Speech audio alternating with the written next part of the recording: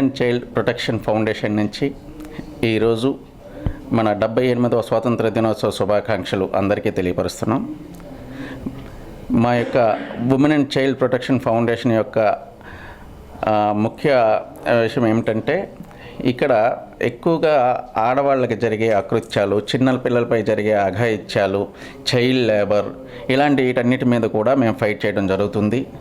ఇక్కడ నుంచి ఎక్కడైనా సరే, ఇప్పుడు ఎందుకంటే మొన్నను ఇక్కడ వెస్ట్ బెంగాల్లో కూడా ఒక అమ్మాయి ఇది జరిగింది.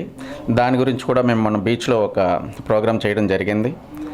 అంటే క్యాండిల్ ర్యాలీ చేసి న్యాయం చేయాలని చెప్పేసి దానికోసం బీచ్లో మేము ర్యాలీ చేయడం జరిగింది. దానికోసం దగ్గరగా ఒక 60 మంది వరకు మహిళలు మా వెనక వచ్చారు. మా మహిళా టీం మెంబర్స్ అందరూ కూడా వచ్చి దీని గురించి, అంటే ఈ ఒకటే కాదు, ఇలాగ ఎక్కడ ఎలాంటి అఘాయిత్యాలు జరిగినా సరే, వాళ్ళకి ప్రాబ్లం వచ్చినా సరే, మనం వెంటనే దాని మీద యాక్షన్ తీసుకోవాలని ప్రభుత్వంపై ఒత్తిడి తీసుకొస్తాం.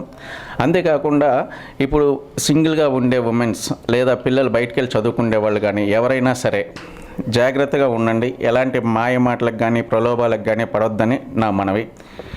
చిన్నపిల్లలు ఉన్నారు, చిన్నపిల్లల కంటే వాళ్ళకి ఏమీ తెలియదు. వాళ్ళకి కూడా గుడ్ టచ్ బ్యాడ్ టచ్ గురించి స్కూల్స్లో అవేర్నెస్ ఇవ్వడం జరుగుతుంది. ఇక్కడ ఆల్రెడీ కొన్ని స్కూల్స్లో మాట్లాడడం జరిగింది. తర్వాత మా మహిళా టీం వెళ్ళి వాళ్ళతోటి అసలు గుడ్ టచ్ ఏంటి, బ్యాడ్ టచ్ ఏంటి అనేది చెప్పడం జరుగుతుంది. వాళ్ళకి అప్పటి నుంచి కూడా అవేర్నెస్ ఇవ్వడం జరుగుతుంది. చిన్నపిల్లలు అప్పటి నుంచి వాళ్ళకి అవేర్నెస్ ఇస్తే కొంచెం వరకు ఎవరైనా సరే ఎక్కడెక్కడ టచ్ చేస్తున్నారు అది తెలుసుకొని వాళ్ళ టీచర్స్కి కానీ, వాళ్ళ మదర్కి కానీ, వాళ్ళ సిస్టర్కి కానీ చెప్పాలని వాళ్ళకి ఇప్పటి నుంచే ట్రైనింగ్ ఇవ్వడం జరుగుతుంది. పిల్లలకి గుడ్ టచ్ గురించి, బ్యాడ్ టచ్ గురించి చెప్పేసి వాళ్ళకి అవేర్నెస్ ఇవ్వడం జరుగుతుంది. ఇంక ఇవే కాకుండా రకరకాల ప్రోగ్రామ్స్ అనమాట.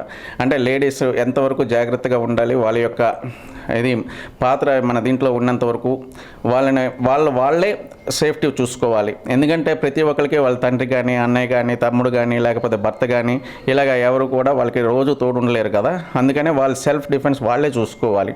ఎక్కడైతే వాళ్ళకి డౌట్ వచ్చిందో వెంటనే మనకి 100కి కానీ 112కి కానీ కాల్ చేస్తే వెంటనే పోలీసుల సహాయం కూడా అందుతుంది. అందుకని చెప్పేసి వీళ్ళందరికీ కూడా పోలీస్ నెంబర్లు కూడా ప్రతిదీ, అంటే దిశ నెంబర్ అవ్వచ్చు, లేకపోతే 100 అవ్వచ్చు, 112 అవ్వచ్చు, ఇలాంటివన్నీ కూడా పిల్లల దగ్గర ఉంచుకోవాలి. ప్రతి ఒక్కరి దగ్గర ఫోన్లు అయితే అవైలబిలిటీ ఉన్నాయి.